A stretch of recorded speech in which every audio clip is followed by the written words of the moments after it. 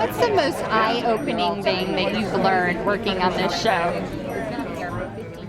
You know, the first week I was on the show, I went to the Los Angeles County Medical Examiner and I watched 3 autopsies because I'm an actor schooled and try to learn something about it. Thank God I'm an actor because it was not just frightening, but it was eye-opening in every sense of the word, and nose-opening too.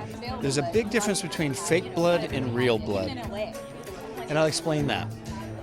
Lots of fake blood on our show, lots of dead bodies, no problem, right? A person like me who goes to a real crime lab and sees real blood started to get a little woozy, a little faint. Oh wow, that person's not here anymore, are they? Yeah, it's not good.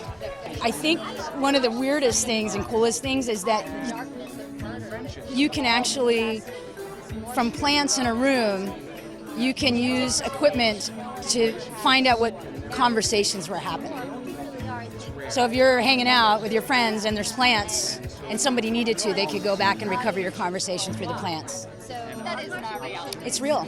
I know. That's the one thing about our show. We only did real stuff.